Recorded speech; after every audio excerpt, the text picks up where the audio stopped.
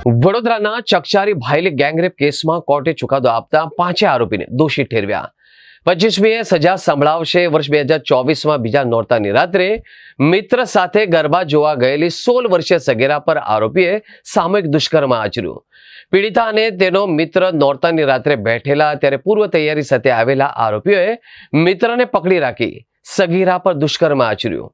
નવરાત્રી સમયે બનેલી સામૂહિક દુષ્કર્મની આ ચકચારી ઘટનામાં ગણતરીના દિવસોમાં આરોપીઓને ઝડપી પાડી 17 દિવસમાં ચાર્જશીટ ફાઇલ કરવામાં આવી હતી। સાક્ષીઓની જુબાની સંયોગિક પુરાવાને ધ્યાન પર રાખી વડોદરા પોસ્કો કોર્ટે 5 આરોપીને દોષી ઠેરવ્યા। સરકારી વકીલ નયન સુખડવાલાએ જણાવ્યું હતું કે દુષ્કર્મના આ કેસમાં પ્રોસિક્યુશન તરફથી સંયોગિક પુરાવાની દરેક કડીઓ નામદાર કોર્ટ સમક્ષ શંકા રહિત રીતે પૂરા કરવામાં આવી હતી।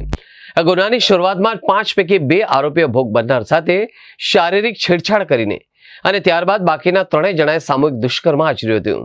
સંયોગિક પુરાવાના કેસમાં સંજોગોની તમામ કડીઓ યોગ્ય રીતે જોડાવી જરૂરી હોય છે, જે પુરાવા પ્રોસિક્યુશન ટીમ અને પોલીસે મળીને કોર્ટ સમક્ષ સફળતાપૂર્વક રજૂ કર્યા હતા। કોર્ટે આ તમામ પુરાવાને સંતોષજનક ગણાવ્યા અને તમામ આરોપીઓને કસૂરવાર ઠેરવ્યા છે।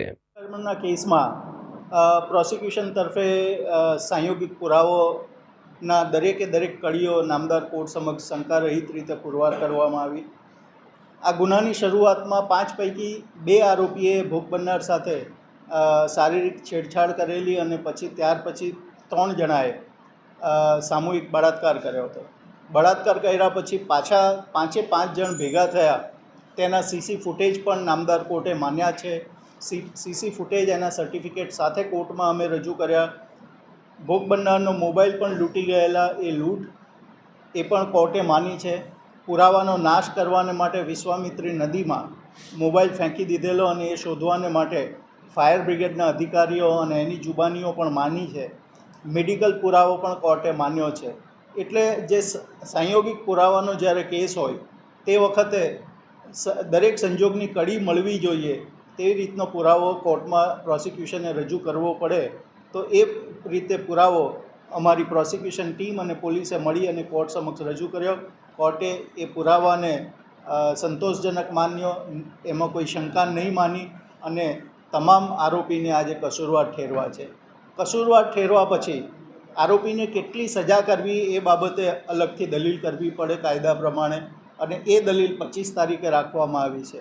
ગુનાની ગંભીરતા જોતાં આમાં 3 પ્રકારની સજાની દલીલ થઈ શકે। નંબર 1 ફાંસીની સજા, નંબર 2 આજીવન કેદની સજા એટલે જિંદગીના અંતિમ શ્વાસ સુધી આરોપીને જેલમાં રાખવો, અને ઓછી સજા એટલે 20 વર્ષની સજા। આ 3 પ્રકારની સજાની જોગવાઈ ઓછી અને મેક્સિમમ સજા આટલે સુધીની છે। એટલે એ બાબતે આને મહત્તમ સજા કેમ કરવી જોઈએ તેની દલીલો પણ પ્રોસિક્યુશન તરફથી રજૂ કરવામાં આવશે। ચુકાદો વડોદરા શહેરમાં 4 ઓક્ટોબર 2024ની રાત્રે ખરેખર એક શરમજનક બનાવ બનેલો, જેમાં 16 વર્ષની યુવતી પોતાના મિત્ર સાથે બેઠેલી હતી ત્યારે મધરાતે તેની સાથે દુષ્કર્મનું કૃત્ય કરવામાં આવેલું। દુષ્કર્મનું કૃત્ય કરનાર અજાણ્યા ઈસમો હતા અને પોલીસ પાસે પણ એને લગતા કોઈ ખાસ માહિતી અને પુરાવા ન હતા।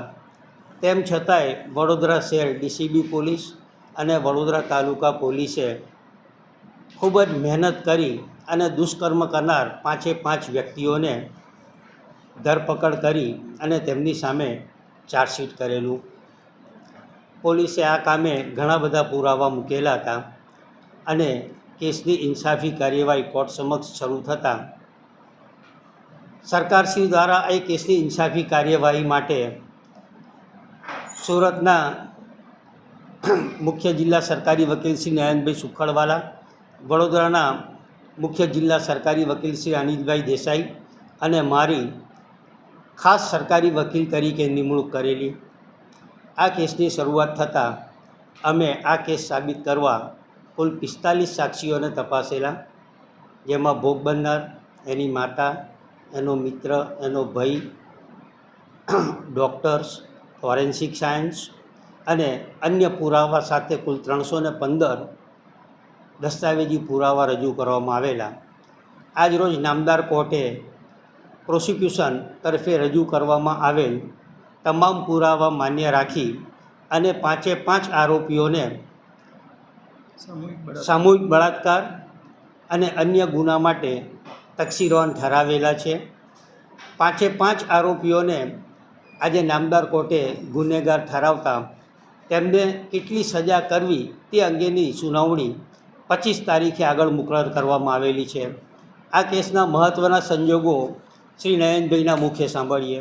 વડોદરાની અંદર જ્યારે નવરાત્રિના તહેવારો શરૂ થયા હતા તે વખતે આપણે સૌ જાણીએ છીએ કે વડોદરાની અંદર કઈ પ્રકારે ગરબાનું મહત્ત્વ છે, નવરાત્રિનું મહત્ત્વ છે. એવા સંજોગોમાં જ્યારે દીકરીઓ ગરબા રમવા જાય છે તે વખતે આ કામના આરોપીઓ પોતાનો ગુનાહિત ઈરાદો બહાર પાડવા માટે એક અવાવરૂ જગ્યા પર આ દીકરીને લઈ જાય છે અને એની સાથે સામૂહિક બળાત્કાર કરે છે.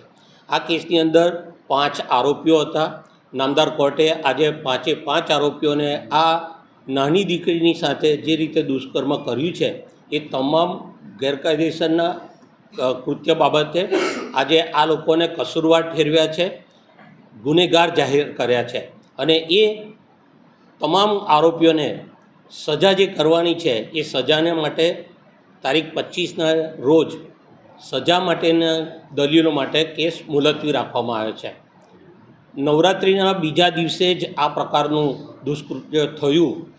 એ દુષ્કૃત્યની અંદર તપાસ કરતાં પોલીસે ઝીણવટભરી બધી તપાસ કરી છે. આ વડોદરા શહેરની અંદર જે અલગ અલગ જગ્યાએ લગાવવામાં આવેલા સીસીટીવી કેમેરાના ફૂટેજનો પણ ઉપયોગ કરવામાં આવે છે.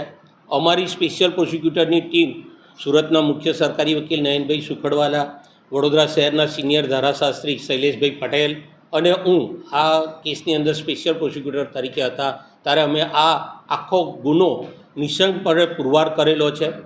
ગુનો પુરવાર કરવાની અંદર સાયન્ટિફિક એવિડન્સનો પણ ખૂબ મહત્ત્વનો રોલ રહેલો છે અને તમામ પાસાઓને દીકરીએ જ્યારે ચણિયાચોળી પહેરેલા હતા તેની ઉપર કઈ પ્રકારના ચિહ્નો ગુનેગારોના આરોપીઓના મળી આવેલા છે એ તમામ પ્રકારની ઝીણવટભરી તપાસ FSLની મદદથી તપાસ કરનાર અધિકારીએ કરેલી છે અને આ તપાસ કરનાર અધિકારીઓની આખી ટીમે આ વિગતવારનું ચાર્જશીટ રજૂ કર્યા પછીથી આજરોજ નામદાર કોર્ટમાં અમારા 3 સરકારી વકીલોની મદદથી આ કેસ આજે નિઃશંકપણે પુરવાર થયો છે અને 5 ગુનેગારોને સજા કરવામાં આવેલી છે, કસૂરવાર ઠેરવવામાં આવે.